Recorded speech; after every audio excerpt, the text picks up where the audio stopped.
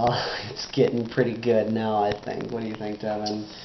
These games down to the wire. Yeah, I'm very excited about some of the Week 10 matchups as they currently sit. Leading off, we're gonna head over to that tepid Red Division battle between Devin and Jared. Week 1, if I was looking at this running back matchup of CJ2K and Arian Foster versus Michael Turner and Adrian Peterson, I'd be just salivating at the prospects. As it sits now, you probably start Willis McGahee over CJ2K right now. Yep. And then you keep Arian Foster. Yes. And then, where wide receivers are concerned on Jared's team, all tight ends. I guess for Jared personally, it's an easy choice where wide receivers are concerned, but that doesn't make them good choices. I think you definitely start Owen Daniels, Darius Hayward-Bay, and Jermichael Finley. If I was offering up advice. But no matter what you do, it's not going to matter right now, I don't think. I absolutely love Devin in this matchup, top to bottom. I think ESPN should have a check mark next to every single one of Devin's players in this matchup, and for good reason. No, it's pretty cut and dry, to be honest with you. Like, I'll tell you this, it's a good chance I'm going to flip that defense out for the games this weekend, because that's usually what I do. Yeah. Usually, it's been my strategy all year is to pick up a new defense every week to start based on matchup. And so we'll see what's out there this week. Seriously, I don't see this game being close at all. The line is 38 points, and I don't think that's high enough. Devin has been steady Eddie. My bad for doubting you last week, man, but it's all right. Not a mistake I will duplicate. I pick you to roll in this game and get to an easy 7-3. Next game it's so hard right now. You want to pick Hedgie whenever you can. We try. We really do. Oh, man, I just don't see how you can, though. Near impossible to pick Hedgie for much of anything as it stands right now. He's really outside of... he hasn't even scored. Outside of one Week 2 performance, he's really... broken 80 points. Yeah, it's not a good situation for him. I don't know why. I mean, Larry Fitzgerald, Eli Manning, and Frank Gore is a great thing to build your team around. And to Hedgie's credit, I mean, he really did. He learned how to have the beginning of a good draft strategy. He created a nucleus for his team. Keep a solid franchise tag at quarterback. Get yourself a top tier wide receiver. Get yourself a top tier running back. Then build your team around that. The problem is, I think Hedgie doesn't maybe have the draft experience yet to be able to build a team around that. But I think he learned a valuable lesson that you can get yourself to a competitive level by drafting a nucleus for your team. So, kudos to him for that, but he just doesn't have it right now. Right.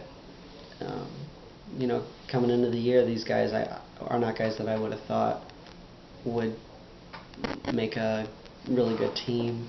I don't like Marshawn Lynch staying in, but I don't think he will. If Javid Best is healthy, he'll play. Otherwise, it'll be Maurice Morris, I'm guessing, because that's probably what ESPN will tell Kevin to do, so that's probably what he'll do. Depending on what's up in New York, he might play Tomlinson. Or Jacobs even. Yeah. With Bradshaw being hurt, Jacobs might not be a bad play. I mean, they're playing San Francisco, so we will see. Bottom line, no matter what Kevin does, it's probably going to be better than what Hedgie does. Chances are that will be the case. So I foresee a win. Most likely, win for Kevin.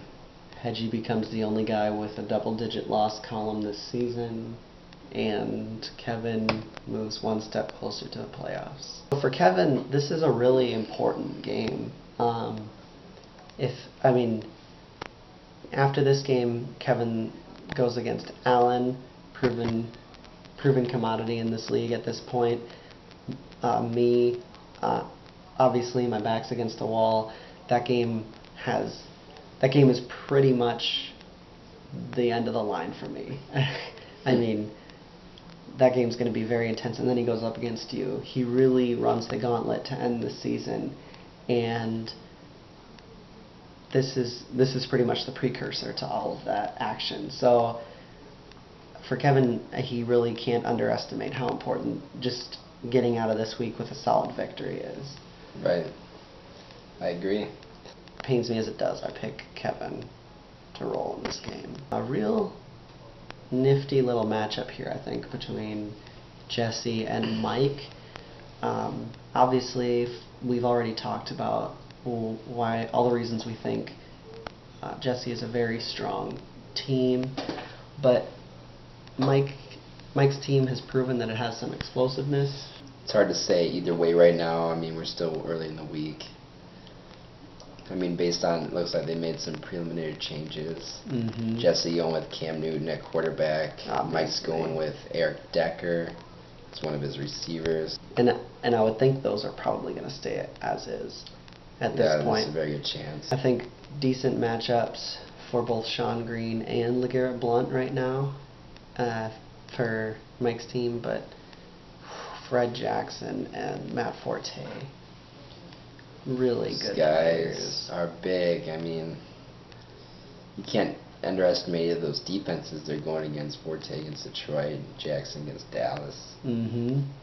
I mean, they could very well be shut down as well. However, they're very explosive players, so it's hard to do. Yeah, I don't see them being shut down, I mean, especially Jesse, Jackson with the catching aspect of his game. That definitely helps him a lot. He really does. He's a really good pass catching running back, and it's just a very powerful 1-2 punch for Jesse at the running back position. Jesse has consistently played better than Mike this season, Outscored him every week. except for week 2. It's definitely favored in most positions, so it's hard not to pick him in this one. Yeah, I think this game is closer than Jesse would like it to be, but I think he comes away with a win. I don't think it's like half a point close like mine was, but I think Jesse should be able to sneak away with a win. Yeah. Next men up are BG and Justin. Very significant game for both of these teams, I would say, for different reasons for both of them, but at the same time, it's a very significant game. In 3 weeks, we've already talked about BG has seen his season go from nearly untouchable to built on a house of cards. And this is a week that BG absolutely has to reestablish himself as a dominant team and put somebody away who I'm sure he would feel has no business being where he's at right now, being in the position where he is. BG needs to win this game to set his season back on track. It'll be interesting to see who he decides to go with this week. I mean, he's got some fairly good matchups. Bolden's going against Seattle's defense. Aaron Rodgers is playing Minnesota. We all know he can tear them apart. Yeah. I think Beanie Wells has a good matchup. I think Michael Bush has a good matchup for Justin's team. And I mean, they both have those inconsistent wide receiving cores with Andre Johnson out. It's just really going to be interesting. And if BG loses this game, if BG goes to 6-4 and allows Justin, it's not out of the realm of possibility that if BG loses and if Mike can somehow find a way to beat Jesse, that BG all of a sudden is only one game up for playoff contention overall. It's and amazing. Then suddenly clinging to... It's amazing how fast things can swing in this league. It's a very interesting story. I think this game is of immense importance for BG right now. Right now, the wheels have not fallen off, but they are definitely rickety. Yeah, that really, really needs this win just to create that separation that he's going to need in the division. I mean, you win this game, you put yourself 2 games up on Justin. Create back. that cushion. Yeah, 3 games up on Mike, Yeah. and you're You'll right. be feeling pretty good Yeah. at that point, especially getting down to the end of the season here. So. But if you lose this game, it's you just lost 3 out of 4. You run the risk of going into full-on panic mode. You definitely have to be thinking, hitting that panic button. Yeah. Based on explosiveness, I give the edge to BG. Based on consistency, I give the edge to Justin. And normally, in situations where it's a case of explosiveness versus consistency, I take the guy who has consistency. But not this time. I'm going to take Really? BG in this game. Interesting. I pick BG Alright. to put the kibosh on the toilet bowl that his season seems to be swirling into.